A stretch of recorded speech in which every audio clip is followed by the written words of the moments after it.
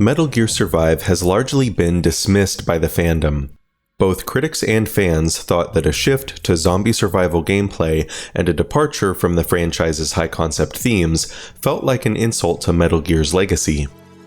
This backlash kept me from even touching the game. However, I started to see the story of the game in a new light after I watched the video Metal Gear Survive's Twist Ending by Lamhoot. Because of its twist ending, I believe that Metal Gear Survive actually serves a purpose in the broader Metal Gear lore. Not only that, I think it has the potential to resolve long-standing continuity debates and even provide a new appreciation for the Metal Gear spin-off games. Expect spoilers from this point forward.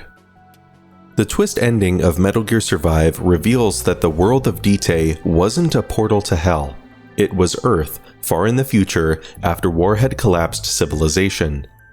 This is like the "you blew it up" moment from the movie Planet of the Apes. The crystalline zombies weren't random monsters, they were corpses reanimated by nanomachines. The story of this game follows the Heroes Without Names, a group of MSF soldiers who were sent to the future through a time-space wormhole which opened up over Mother Base. They must survive and acquire the resources they need to defeat a nanomachine kaiju called the Lord of Dust, who happens to be the source of the wormholes. The key revelation is that the wormholes that appear through Metal Gear Survive explicitly introduce time travel and alternate timelines into the Metal Gear lore. This got me thinking about how big the implications of this are and how these alternate timelines might reshape the way we view Metal Gear as a whole. I believe Metal Gear Survive is the missing puzzle piece that allows us to construct a satisfying headcanon for the entire franchise. This headcanon will be based on 3 primary timelines caused by the effects of time travel from this game. First, the canon timeline, which has been established by Konami. Next, the full timeline, where nearly all of the Metal Gear games within 1 degree of separation from the canon timeline coexist. And finally, the spin-off timeline, a universe where the butterfly effect causes Ghost Babel and the Acid games to replace the mainline story. Let me share with you my fan theory of how we get to this point. Assuming you're generally familiar with most of the games, I think you'll see how this all lines up.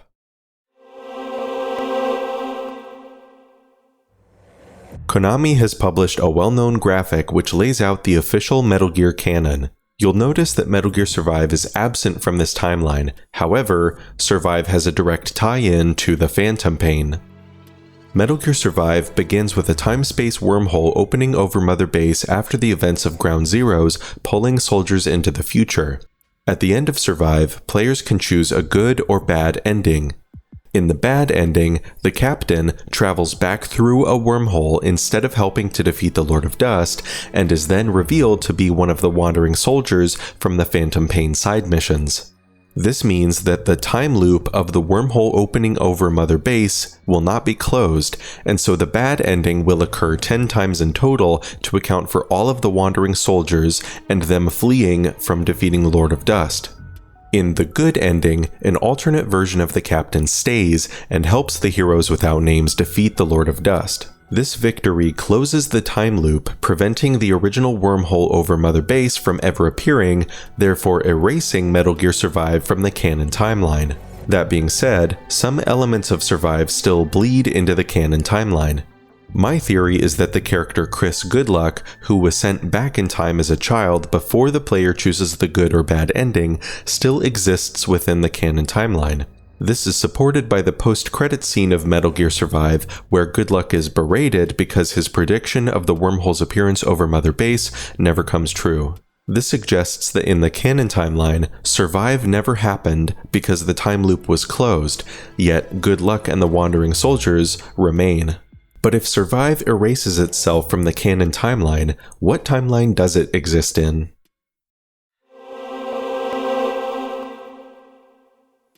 I propose that Metal Gear Survive is cemented in a separate timeline, one where the world of Dite is the direct result of the world created in Metal Gear Rising: Revengeance. Revengeance presents a future dominated by the war economy, where nanomachines have reshaped society. The nanomachine connection is almost too perfect.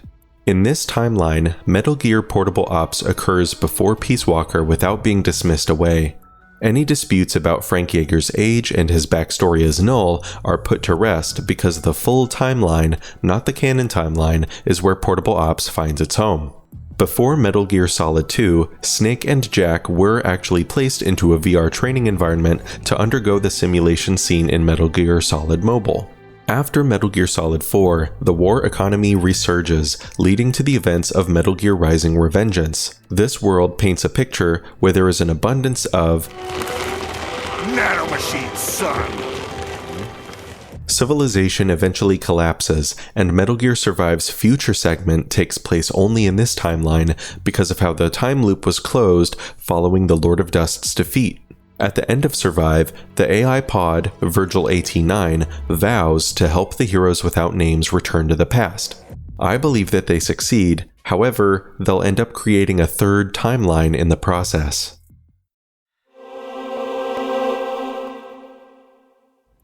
I theorize that Virgil AT9 and the heroes without names are able to find their way to the past, but due to the unpredictable nature of time travel through wormholes, they don't land in the past of the canon timeline or the full timeline. Instead, they arrive after the events of Metal Gear Solid 3 and create a parallel universe that I'll call the spin-off timeline.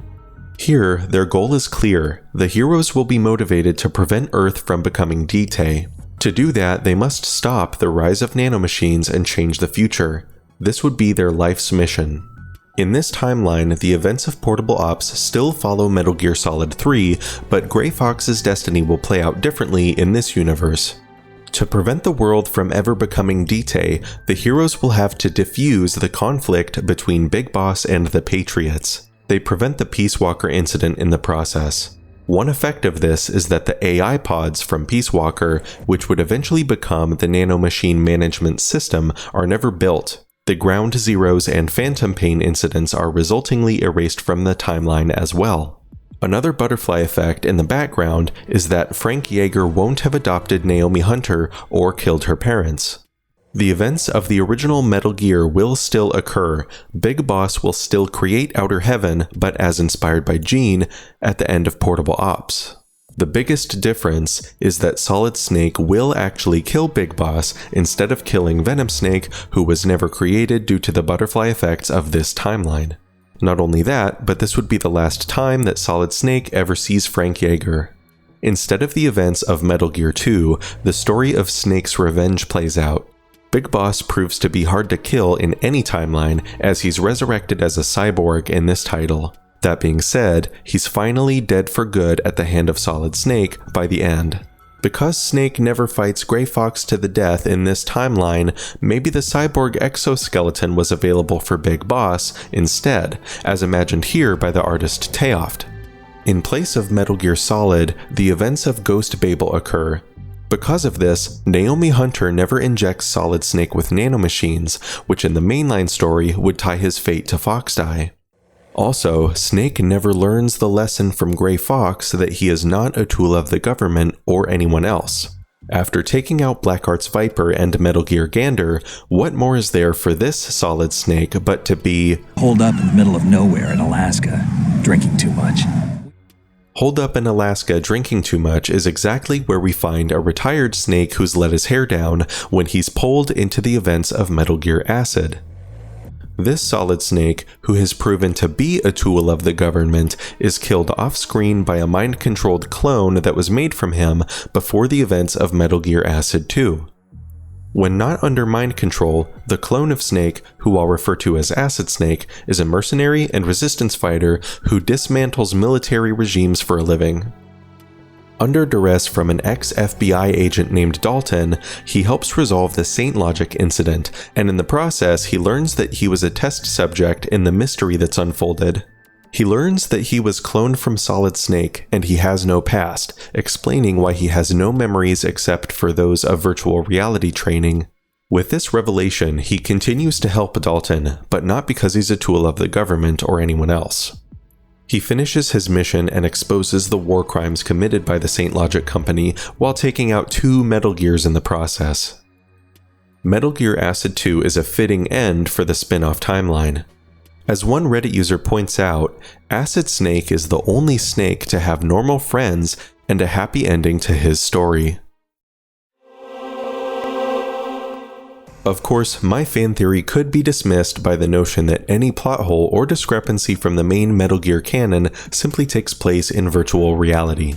I actually think that if we take a fresh look at Metal Gear Acid 2, there's a hidden connection with the deeper virtual reality lore that ties all of this together even more. We're introduced to that game with a virtual reality training segment that gives us a tutorial of the unique Metal Gear Acid gameplay. The story kicks off by telling us this virtual reality tutorial is what Acid Snake sees when he's asleep and dreaming, just adding to the mystery of his amnesia. Keep in mind that the Acid games are tactical, turn-based card games. The cards you play are Metal Gear themed, of course. Some cards are Easter eggs to other Konami games like Zone of the Enders or Policenauts. As you progress through the game, new card packs are introduced to you in the card shop, and these deck upgrades are called nanochip expansions. From a meta perspective, the leveling up of skills with these new cards is reminiscent of how in The Matrix, Neo learns Kung Fu by means of a training program being uploaded directly to his brain. In fact, I think that makes even more sense when you consider that when special cards are played, they trigger a cutscene. These new skills, in the form of these cards, get uploaded to the nanochip that's in Acid Snake's brain. I think the entire card game mechanic of the Acid games is a secret connection to virtual reality training, just presented differently than in the other Metal Gear games. But then why would the cards be based on so many different Metal Gear games and even some non-Metal Gear games? The answer to this is found in deeper Metal Gear lore. Let's take a look back to Metal Gear Solid 2 Substance, which has additional play segments called Snake Tales. One of these segments is the External Gazer storyline, where Snake undergoes VR training using a system that Otacon paired with a device called the Copplethorne engine. Keep in mind that we see the character of Dr. Copplethorne, who invented the engine, for the first time in Metal Gear Acid 2. The Copplethorne engine is said to be able to look into parallel universes that meet certain criteria. Maybe in this case, the criteria was to look for alternate timelines where Solid Snake exists, and for fun, it seems like they pulled some data about Jehuti and Jonathan Ingram as well. It's this connection that ties virtual reality to my theory of the alternate timelines. What if all the cards in the Acid games represent virtual reality training based on data gathered by the Copplethorne engine? It just adds up given that Dr. Copplethorne is an actual story character in Acid 2. This would also lend credence to how in this universe, Acid Snake seems to be the more noble Snake compared to Solid. Although he has no memories of his own, he seemingly has the skills of many Metal Gear characters. As it turns out, Acid Snake's virtual experience of the Metal Gear stories would explain why he's the Snake of this universe who embodies the message of Grey Fox. If you've stuck with me to the end of this video, I'll end by saying you should check out Lamhoot's video on Metal Gear Survive's twist ending, and also check out the voice box for other Metal Gear video essays. Also, thank you to the artist TEOFT who gave me permission to use his art in this video. The stories of the Metal Gear games have always stuck with me, and I hope that this video essay gives you a new appreciation for Metal Gear Survive as well as Metal Gear Acid 2. In the end, maybe the greatest twist of all is that Metal Gear Survive, a game so often dismissed, holds the key to tying the entire legacy together. Thanks for watching and take care.